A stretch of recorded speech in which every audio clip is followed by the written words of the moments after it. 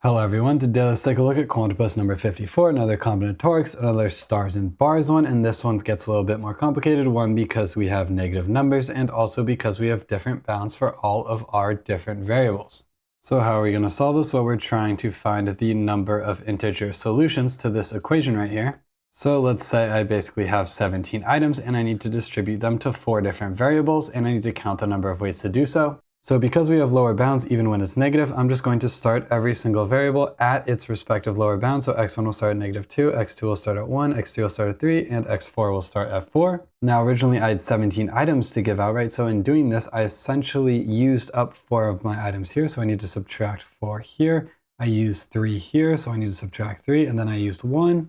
And it's not really that intuitive to think about, but when I get to a negative number, it's almost like I'm adding back some values to my total so that I can redistribute them again, right?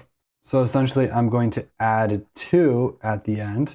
So now essentially what I'm saying, once I add all that up, I get 11. I'm saying now I have 11 items to distribute to these starting values for our variables. And then this is a problem we know how to solve from stars and bars. I won't draw out the whole thing again, but we have 11 items and there are 4 different categories basically. So we know we need 3 bars to divide into 4 categories. So we're going to add 3 here and we're going to get 14 and we're going to choose 3 of these positions to be our bars. This is just classic stars and bars, right?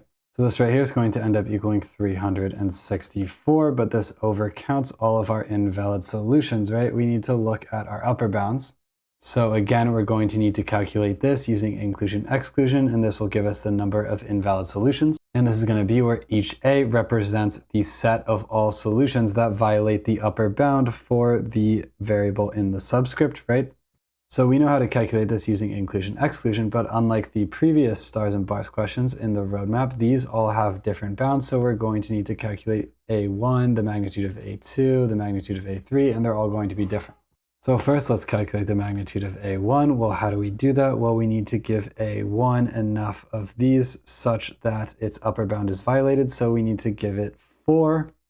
And because it started at -2 and we got it all the way up to 4, that means we added 6. So we need to take 6 of our items away from 11 here, and we're going to be left with 5 to distribute.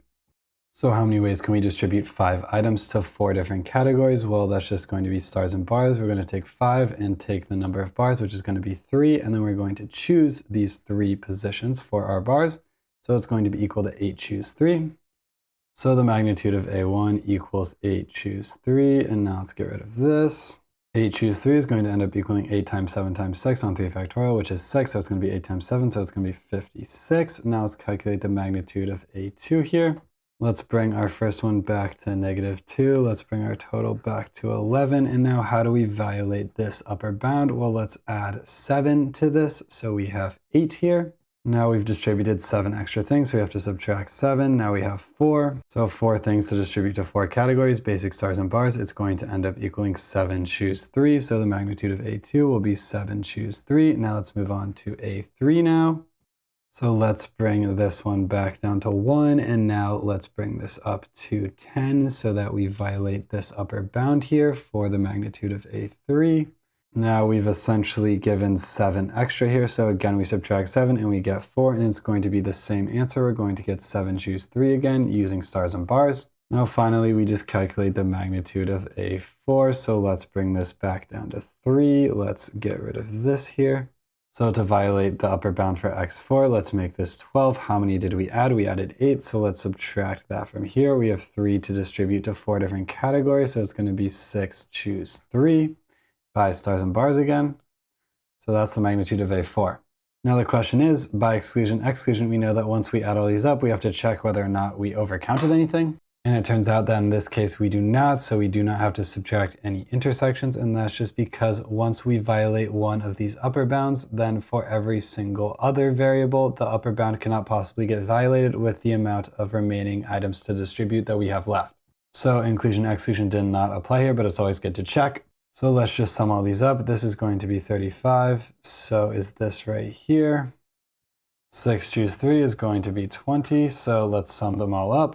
So 35 plus 35 is 70, plus 56 is 126, plus 20 is 146. So this is just going to be 146. So this is our number of invalid solutions, and let's just subtract that from our total to get the total number of valid solutions. So 364 minus 146, and that's going to end up equaling 218, and that's going to be our final answer.